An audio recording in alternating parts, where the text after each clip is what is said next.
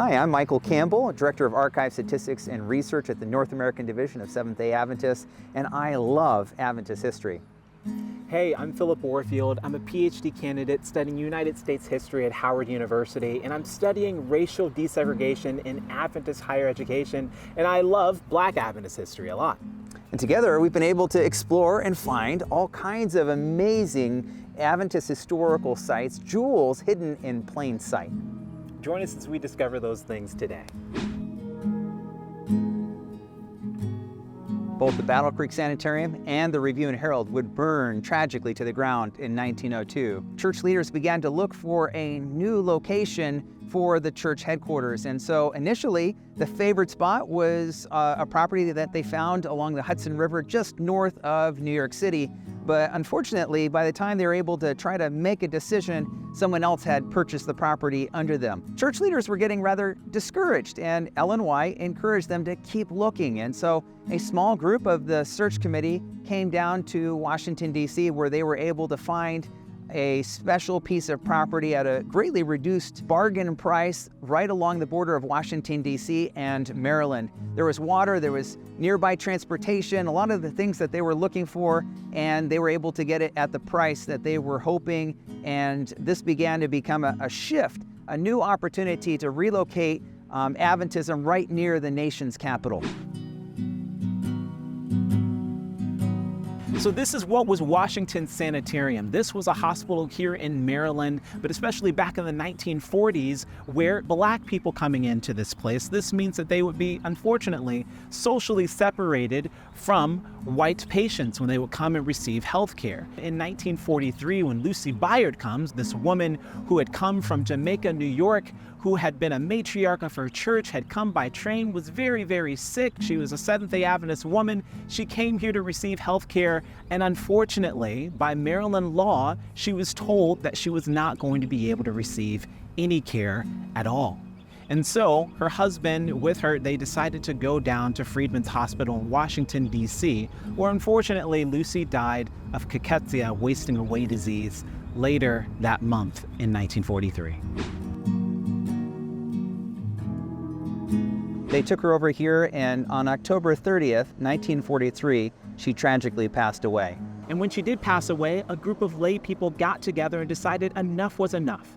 They were going to make sure that Black Adventists and African American Adventists were equally represented as full citizens of the Seventh-day Adventist Church. And together, they helped create regional conferences as we know them today.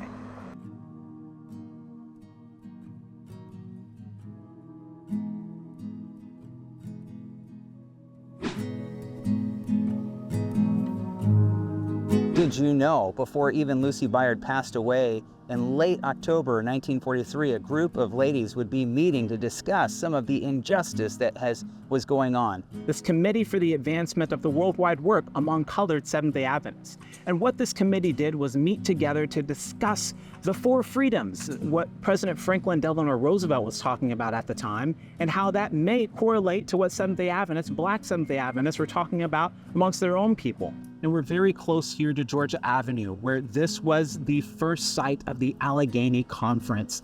It was held in Dodson's bookshop, which of course has been torn down today, but we're very close to that site. And regional conferences would be one of the great success stories in the history of the Seventh-day Adventist Church, providing opportunities for mentoring, for empowerment, for evangelism, leadership. As a result of that, we were able to see the growth of the Seventh-day Adventist Church among African Americans that was a natural result of such empowerment. Here's a piece of Adventist history that you didn't know. This church behind me back in 1905 was the first Black Adventist church here in Washington, D.C. And in Washington, D.C., when our church began here, there was an integrated church. It was socially progressive, but as church headquarters relocated here, they bifurcated, they segregated the church into Black and to white. And the leader of the African American church here was Louis Sheaf, one of the greatest Black preachers this church has ever known. And it would be right behind me in this congregation that they would purchase this church building, which would then become the center of Black Adventism. On the lower floor below, you would see some Sabbath school rooms. They had a printing press, and it was a social activist where they provided welfare and food and clothing for people here in this community. So today, If you look closely, you'll find that this church isn't necessarily a church today. Just like many places here in Washington, D.C., one of the most gentrified cities in the United States, this church is now a space of condominiums. Actually, that go for millions of dollars. However, you can still find the legacies of these Black Adventists from 120 years ago still etched into this church by way of the stained glass that's still there today.